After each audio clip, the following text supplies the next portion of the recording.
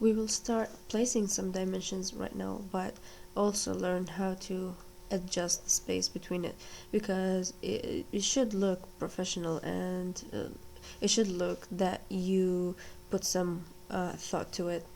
So let's go ahead and choose a view. For example, let's say the office. Okay, in here in the office, I will do some dimensions just randomly.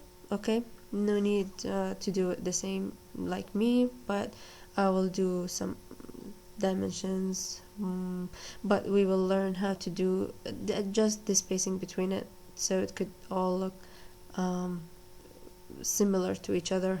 Okay, first I should make sure in the Annotate and Dimensions panel I have the exact diagonal, the exact dimension layer used, or style, and the same layer. So let's go ahead and choose linear. For example, I will choose from this to this part. Okay, and I'm gonna put it down. Okay, for example, and I will do another dimension from here to the other edge of the window.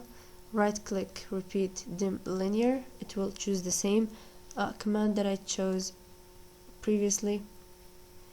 Other ends of the window, I go down. You shouldn't put it like this for sure, and you shouldn't put it far away, just a decent amount. Okay, decent amount of space. The other dimension, I'd like to do another one from this to this far end. Okay, okay, as you can see, the spacing between these three dimensions, it's not it needs to be adjusted so it could look more professional.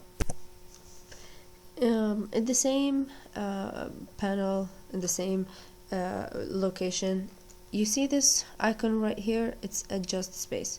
Adjust the spacing between the linear dimensions or angular. When you select it, it will need you to select the base dimension. How do you want to adjust the other dimensions related to this base dimension? For example, I will choose this one as the base one.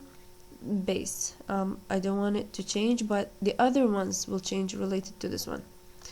Okay, so I chose it and select dimensions to space. Which are the dimensions that you want to adjust related to this base dimension? I'll say this one and this one. I'll right click on another location to confirm this command, and now it wants me to specify opposite corner. By mistake I chose the left click. I will just hit escape a couple of times to cancel it again. I'll have to do this all over. So this is my base and the other dimensions. Right click. Now that's correct. It needs me to either enter a value to adjust, to put between these dimensions, or it will automatically does it by itself, depending on this drawing. I'll enter a value, let's say 700. Press enter. You see how it changed. It gave it like 700 millimeter of spacing between these dimensions. Maybe you could try the auto command and see what happens, and comment down below what you got as a result, and we can chat about it.